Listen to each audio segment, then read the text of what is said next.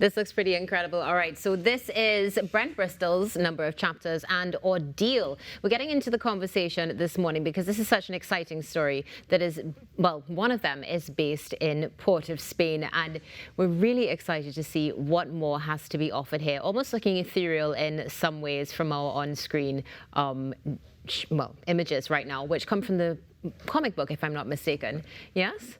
And some interesting characters as well. Something to me that looks like a Minotaur, but I'm sure that Brent is going to be able to give us a little bit more of an in-depth explanation as we have our conversation this morning. I'm very excited as well. As I mentioned, this is a storyline that is based right in Port of Spain. So joining us in studio is digital artist Brent Bristol. Good morning, Brent, and welcome. Hi, good morning. How are you this morning? I'm very good, I'm very good. It's a pleasure to have you with us on the show.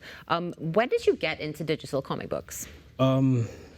Practically my whole life I've been into comics. You know, the digital aspect of it would have been after graduation. I finished my BA at UE, and after I went straight into digital art. Fantastic. And one of the things that's so beautiful is that you have a storyline that's based in Port of Spain. What drove you to do a comic book like this? Always been a fan of comics and manga and these different things, and always wanted to make one for myself, you know, with things that I'm accustomed to seeing. So when I had the opportunity to make it, it was not an issue or question for me to make it in Trinidad, to make it about Trinidad, or to make the characters Trinidadian. So that was natural for me. So it wasn't an issue. It wasn't an issue at all, but it's good as well because now we're seeing in the comic book world, Trinidad and Tobago is on the map. But I also saw that it's Webtoons.com anime comic series. Right. So walk us through that a little bit because, you know, some of us more traditional, so we know a comic book like you open a comic book. Correct. Explain to us the difference. So traditional comics are the ones we're all accustomed to. For example, you know, Marvel and DC, the hard copy, you know, you flip your pages, you enjoy. In this day and age, everything is more online. So everything is on the phone. So everybody's been scrolling for centuries now. So Webtoon is a platform that allows for comics on the online format. So it's scroll reading instead of, you know, hard copy traditional. So it's allows you to reach a wider audience than before. So internationally, instead of, you know, having been limited to bookstores. Okay, so what was the process like to get your comic onto Webtoon? So Webtoon is a free platform. Anybody can upload at any time, and that's originally how I, you know, found myself there. I just uploaded. It was free, and it was just a way for me to save my work somewhere because I would have to save it on my computer. So I just uploaded it onto Webtoon as a way of securing it and somewhere to keep it, you know, for time to come. So okay, so you started using it as a place to save my work, yeah. But have you seen returns, financial returns from saving it? Yes. So what happened with me, well, Webtoon, as it allows everyone to upload freely, when they find a story that they are particular about or something that they like, they will pursue a contract with you to they'll basically pay you to continue uploading, whether you're garnering a good amount of fans, and obviously that brings in revenue. So they'll start paying you to continue to promote and post on their website, and that's what they did with me. So I was fortunate enough, thank God for the opportunity that I was able to get contracted with them to be a featured series on their website. This is interesting. So it's a feasible form of income, essentially, that we're looking into. So it's great to see, of course, that merger. You'll see the stuff on your screen there now. Let's go back into the software for a second. What sort of software do you use? I use a drawing tablet, which is the Wacom brand, and I use Photoshop, which is, everybody knows Photoshop, but that is the app that I use to create. All right. And so this series, when did you start to create it? Funny enough, this series was the entire series itself was a project from my UE degree. Okay. So at the end of my 3-year degree program, we were tasked with making something that we learned throughout the course of the degree. So a lot of people did different things, and my passion was graphic arts and stuff. So I decided to make a comic just to finish the assignment, which was a project.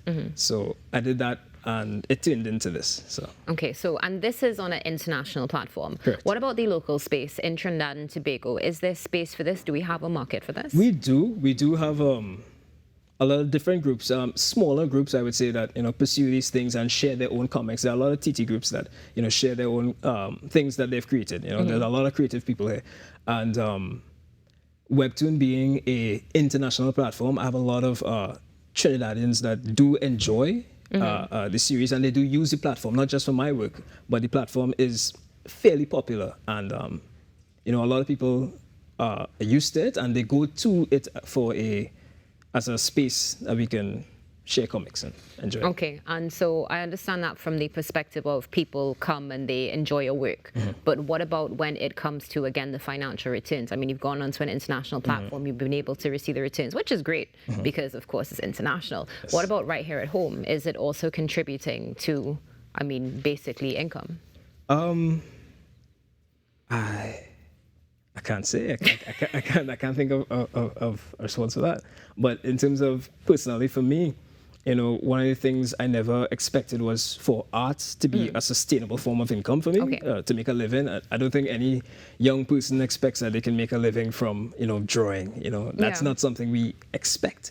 But I was fortunate enough that it is a sustainable form of income, and it has put me through, and I'm very comfortable and I'm happy with it. That's something that's so important as well, and especially for the younger ones who are looking on right now and would want to pursue something, and the challenges that may come, let's say, with parents and so much more, with saying, no, this is the career path that I definitely want to pursue. How important is it to you to represent Trinidad and Tobago in your work?